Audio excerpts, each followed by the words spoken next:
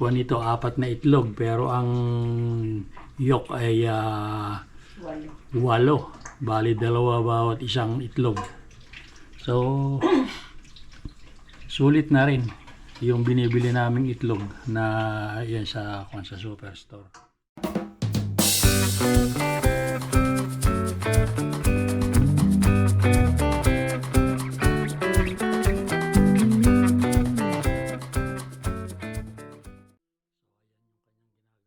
Ayoko kung ano iluluto niya ngayon. Naghihiwa siya ng kabuti. Tapos doon naman sa kabilang dulo ng kanyang pinaggagawaan, ayan, may nakagayak na siyang sibuyas, sweet pepper, at saka kamatis. At saka meron siyang iniwang pino na spam yata ito. Ham. Or ham. Cook Ham pala, cook ham. At ito naman yung kanyang ipang babalot doon sa omelet na gagawin niya. Itong mga itlog na ito. So ayan mga kasinyo, ito yung binibili namin itlog sa superstore. Ayan, isang itlog, 2 ang yolk. Yolk. Kaya hindi naman ito mga extra large, mga kuwan lang do, large. Ito pa mga kasenyor, tingnan nyo. Kuha nito, 4 na itlog, pero ang yolk ay 8. Bali, 2 bawat isang itlog. So, sulit na rin yung binibili naming itlog na yan sa superstore.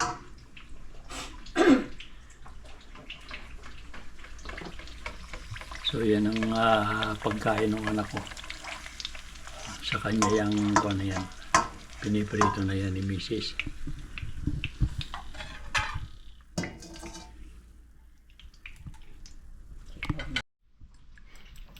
So yan ang ipambabalot niya dun sa omelet na gagawin niya. Yan, merong special omelet daw ito, omelet. At merong keso pa, meron pang kabuti.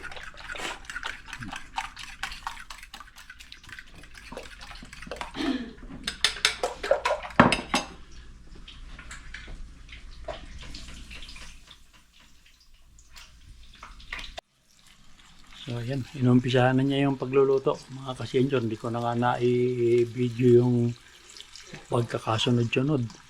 Yung sibuyas at saka ako na yung nailagay niya. Yung red pepper. Ngayon na yung kamatis naman ay susunod na yung nilagay.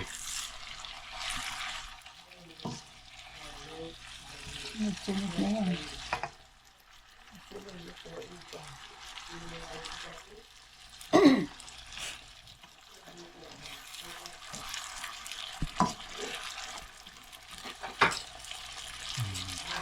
Pagka nalanta na ng kaunti yung kamatis, ilalagay niyo yung mushroom.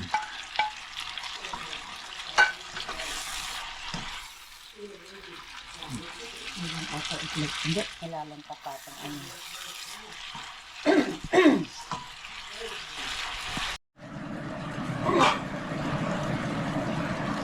So ayan, lanta na yung kuwapa na, half cook na yung kabuti. So nilagay na niya yung cook ham.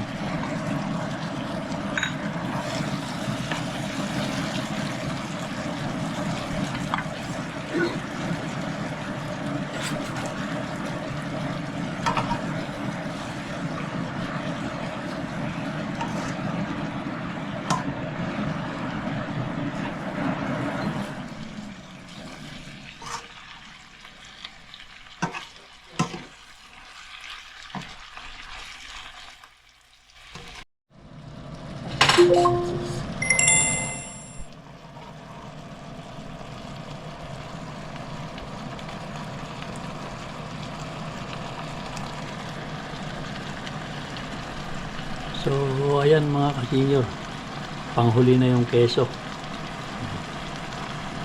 At isusunod na niya, babalutin na niya sa itlog.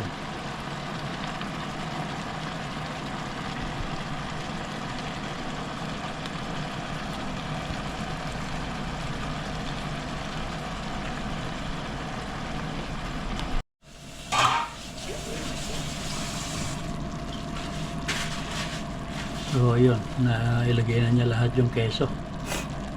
Yan ko yan.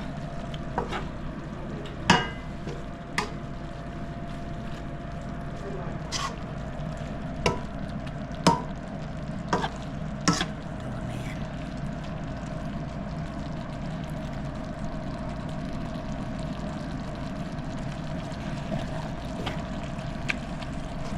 Pasensya na kung medyo maingay mga kasenyor at umaandar yung uh, pan nung aming kalan. Kasi pag hindi pinaandar yun, aamoy dito sa loob ng bahay. Kuhan yun, exhaust fan.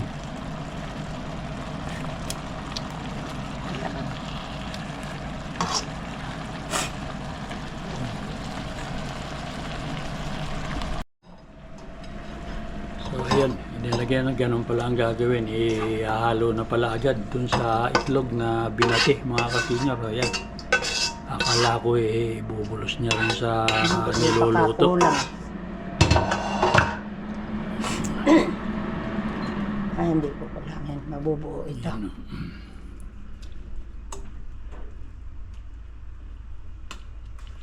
Mabubuo. So ayan, okay na yun. Ayan,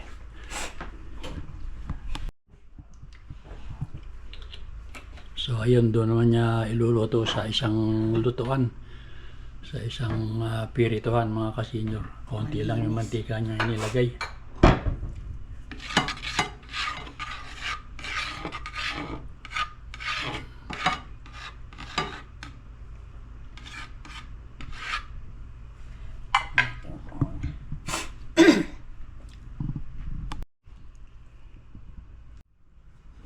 So ayan, mainit na yung mantika. Kaya maglalagay na siya. Inilagay na lahat mga kasenyor.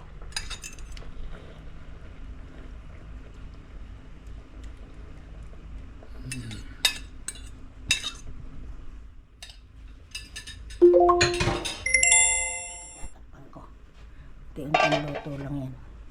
Para isang lutuan na lang. So ayan mga kasenyor, ako na nagbiling at hindi kaya ni Mrs. So dito ginamit ko itong plato. Ngayon ilalagay ko ulit Just ito. slide it. Slide it.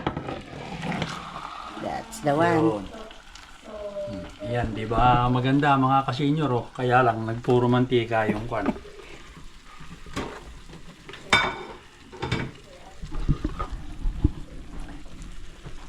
Tama-tama yung pagkakaluto na buo.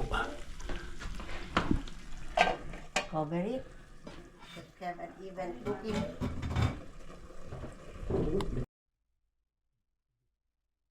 So, ayan, checkin na mga kasenyor kung ano na nangyari doon sa kanyang niluluto. I think it's done. Mukhang luto na. So ayan. Yan ang naluto na yung kanyang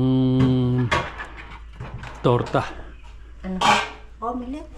Ay, omelette pala, hindi pala torta. Ganun na rin yun, Omelette. yun ang Tagalog.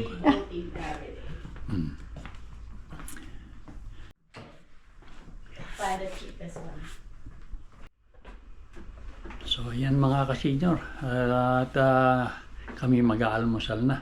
Maraming salamat na lang sa pagsama ninyo uli sa amin. Hanggang dito na lang muna yung aking video at hanggang sa susunod na lang uli tayo magkita-kita mga kasenyor. Okay po, bye-bye na.